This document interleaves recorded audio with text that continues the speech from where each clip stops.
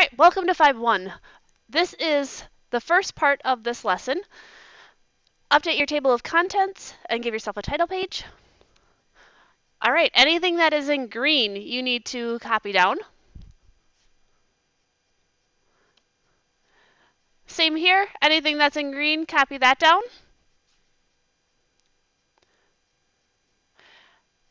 And then also copy down these graphs as well.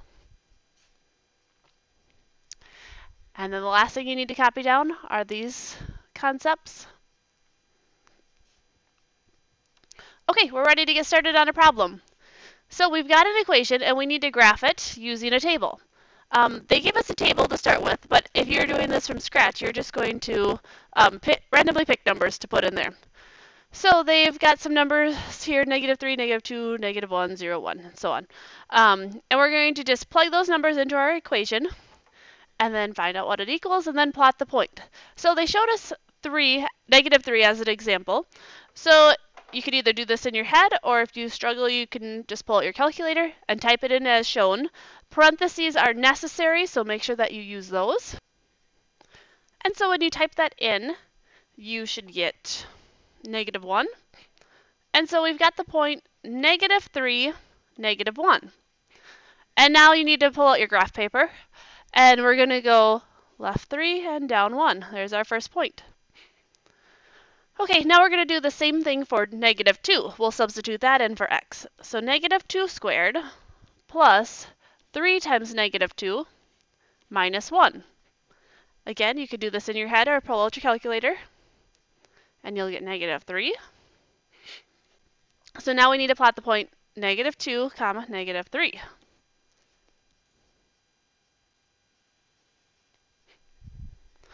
All right, and then we would just do the same for all of the rest.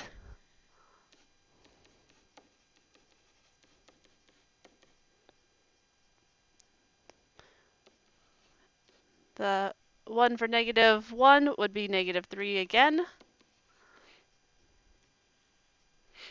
So we can tell we found our vertex there. This one's going to be -1, so 0, -1.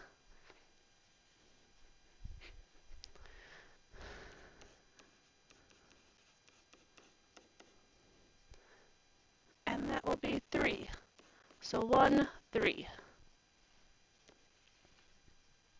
Okay, so we've got the graph. We know that this is going to be a parabola, so it's a U-shaped graph, and so it's going to look something like this.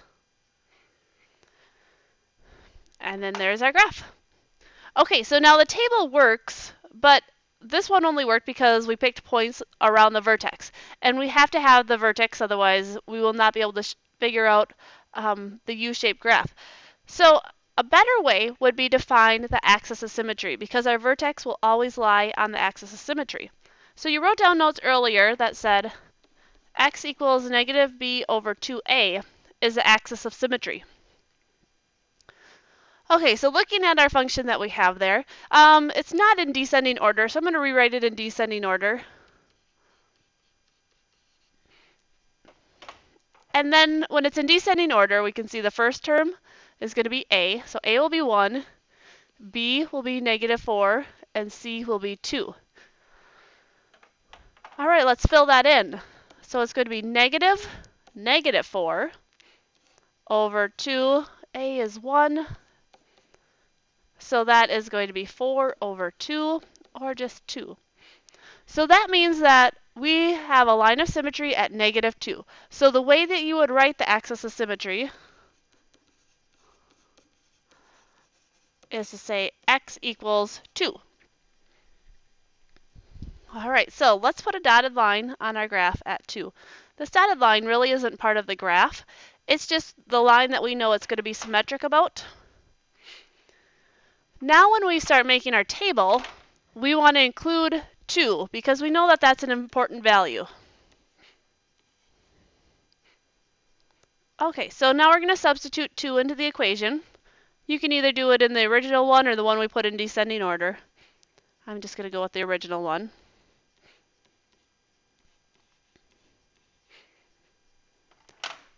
All right, so go ahead and calculate that. And we get that it equals -2. So we go to -2 and make our dot. And now the other point that's really easy to find is the y-intercept. So the y-intercept is when x is 0. So if we substitute 0 in for all of the x's, we can see that it's just going to be the c value, because it's going to be 0 squared minus 4 times 0 plus 2. So that's going to cancel out, that's going to cancel out, and all we're left with is the c value. So our y-intercept is at 2. Now, since that point is 2 spaces away from our dotted line, we can reflect it 2 spaces over here and put our new point. And we now have enough points to make our parabola. So we've got our vertex and another point on the right, and then another point on the left. And there's our graph. So let's go back and make sure we've answered all the questions. Find the y-intercept. So this is our y-intercept right here. A better way to write it might be 0, 2.